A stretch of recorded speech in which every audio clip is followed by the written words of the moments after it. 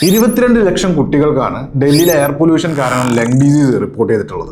ഇതൊരു പഴയ റിപ്പോർട്ടാണ്. പക്ഷെ പുതിയ റിപ്പോർട്ടുകൾ പ്രകാരം ഈ ഒരു പൊല്യൂഷൻ കാരണം ഡൽഹിയിലെ ഹെൽത്ത് ഇൻഷുറൻസിന്റെ കോസ്റ്റ് 10 മുതൽ 15% വരെ ഉയരാൻ പോവുകയാണ്. ഇത്രയധികം അൺസർട്ടൺ ആയിട്ടുള്ള ഈ ഒരു സിറ്റുവേഷനിൽ അത്രയധികം ഡിമാൻഡാണ് ഹെൽത്ത് ഇൻഷുറൻസിന് വന്നിട്ടുള്ളത്. എല്ലാ ഹെൽത്ത് ഇൻഷുറൻസും എല്ലാവർക്കും യോജിക്കില്ല.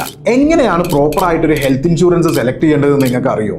ഇല്ലെങ്കിൽ ഈ വീഡിയോ മുഴുവനായിട്ട് കാണാൻ ശ്രമിക്കുക. ഇതുപോലുള്ള ഫൈനാൻഷ്യൽ നോളജുകൾക്ക് ഈ പേജ് ഇപ്പൊ തന്നെ ഒന്ന് ഫോളോ ചെയ്ത് വെച്ചോളൂ. ഹെൽത്ത് ഇൻഷുറൻസ് എടുക്കുന്ന സമയത്ത് ഏജും ഹെൽത്ത് കണ്ടീഷനും വളരെ ഇമ്പോർട്ടൻ്റ് ആണ്.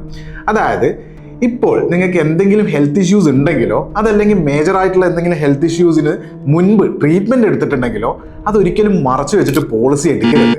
അങ്ങനെ ചെയ്താൽ അത് പിന്നീട് ഒരു ക്ലെയിം റിജക്ഷന് വരെ കാരണമായേക്കാം. ഇതിനു പുറമെ ക്ലെയിം സെറ്റിൽമെന്റ് റേഷ്യോ നോക്കുന്നത് വളരെ ഇമ്പോർട്ടന്റ് ആണ്. അതേപോലെ തന്നെ no claim bonus, room rent limit, restoration benefit ഇവയെല്ലാം പ്രോപ്പർ ആയിട്ടുള്ള ഒരു പോളിസി ആയിരിക്കണം നമ്മൾ സെലക്ട് ചെയ്യേണ്ടത്. നിങ്ങൾക്ക് അനുയോജ്യമായിട്ടുള്ള ഒരു ഹെൽത്ത് ഇൻഷുറൻസ് സെലക്ട് ചെയ്യാൻ എന്തെങ്കിലും ഹെൽപ്പ് എൻ്റെ സൈഡിൽ നിന്ന് നിങ്ങൾക്ക് ആവശ്യമുണ്ടെങ്കിൽ ജസ്റ്റ് ഹെൽപ്പ് എന്ന് കമന്റ് ബോക്സിൽ ഒന്ന് കമന്റ് ഇടുക.